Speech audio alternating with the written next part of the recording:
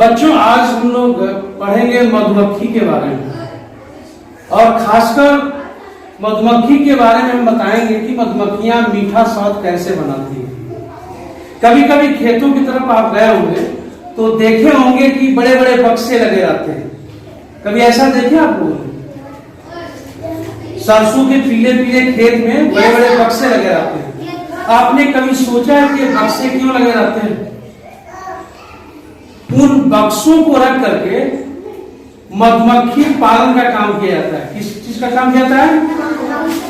कभी आपने सोचा है कि मधुमक्खी का जो शहद है, जो मीठा मीठा शहद है, वो कैसे बनता है? कभी आपने दिमाग लगाया इस पर? आपने देखा होगा पेड़ों की डालियों पर, घरों में, छतों पर मधुमक्खी के छत्ते देखे होंगे। छोटे छोटे छत्ते, बड़े बड़े छत्ते। क्या आपने कभी सोचा है कि ये मधुमक्खी के छत्ते बनते कैसे हैं? मधुमक्खी के छत्ते बनते कैसे हैं? कभी आपने सोचा? और ये मीठा शहद कैसे प्राप्त होता है? तो आइए हम आज आपको बताएंगे कि मधुमक्खी के छत्ते बनते कैसे हैं और मीठा शहद हमको मिलता कैसे। बड़ी मजेदार बात है और बड़ा ही रोचक है मधुमक्खी के छत्ते बनने की कहानी। आपको पता है कि जो मधुमक्खियां होती हैं उनको कितने तरह से बांटा गया है? तो आप ध्यान से देखिए, प्रत्येक छत्ते में, जो मधुमक्खी का छत्ता होता है, प्रत्येक छत्ते में एक रानी मधुमक्खी होती है, उसमें कुछ श्रमिक मधुमक्खी होते हैं और नर मधुमक्खी होता है। इनका काम बटा होता है। इनका काम क्या होता है? बटा होता है। रानी मधुमक्खी का काम क्या होता है? तो रानी मधुमक्खी का काम सिर्फ एक ही होता है, अंडा देना। क्या देना? अंडा देना। जो छत्ता बना होता है उसमें रानी मधुमक्खी जो है केवल अंडे देती है। और जो रानी मधुमक्खी होती है वो कितने दिन जिंदा रहती है? 3 साल। कितने साल तक? 3 साल तक रानी मधुमक्खी जिंदा रहती है। तो रानी मधुमक्खी का छत्ते में काम है केवल अंडा देना।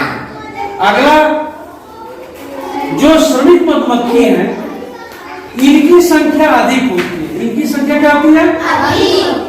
जो श्रमिक मधुमक्खी का मतलब मेहनत करने वाले जो मधुमक्खी होती है, और ये अधिकतर मादा मधुमक्खियां होती है। क्या होती है? जो श्रमिक मधुमक्खियां होती है। और रानी मधुमक्खी का जीवन तो 3 साल होता है, लेकिन जो श्रमिक मधुमक्खियां हैं 40 से 45 दिन ये जिंदा रहती है। ये काम क्या करती है?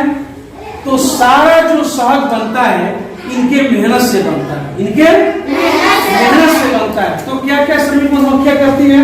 मोम पैदा करती है। क्या करती है? मोम पैदा करती है, जिससे पूरा छत्ता बनता है। पूरा छत्ता बनता है। इसके बाद क्या करती है? पूरे छत्ते को यही बनाती है। जो भी मधुमक्खी का छत्ता होता है इसे श्रमिक मधुमक्खियां क्या करती हैं? बनाती हैं। ये काम करती हैं। अगला क्या काम करती है? छत्ते की साफ सफाई। छत्ते की साफ सफाई, साफ रखना, यही काम करती है। फिर कौन सा काम करती है? छत्ते की सुरक्षा भी यही करती है। यदि कोई छत्ते को छेड़ दे या छत्ते को गिराने की कोशिश करे, यही डंक मारने लगती है। क्या करती है? डंक मारने लगती है ही। और फूलों की खोज भी यही करती हैं। फूलों की खोज भी कि फूल कहाँ मिलेंगे जिससे हम रस लाएं।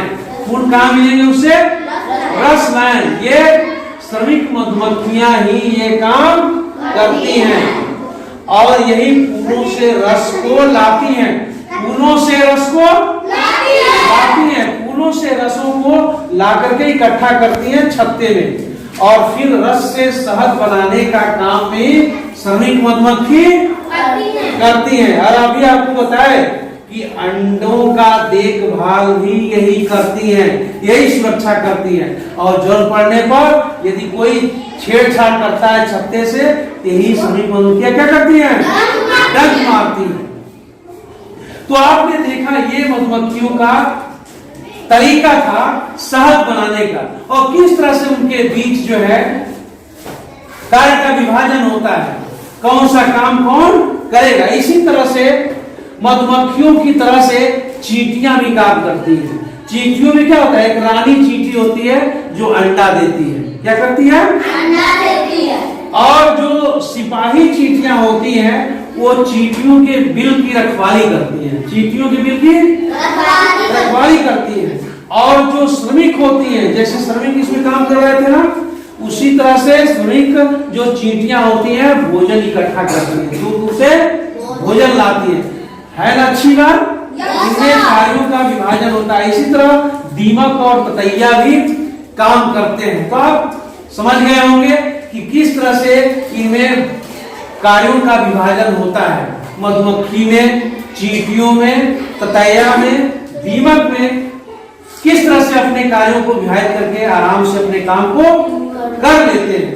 इसी तरह से अगर आपके बीच भी कार्यों का विभाजन हो तो आप बेहतर काम कर सकते हैं। कौन सा बच्चा कौन सा काम करेगा, अपने में कार्य को बांट दे तो बेहतर काम कर सकते हैं।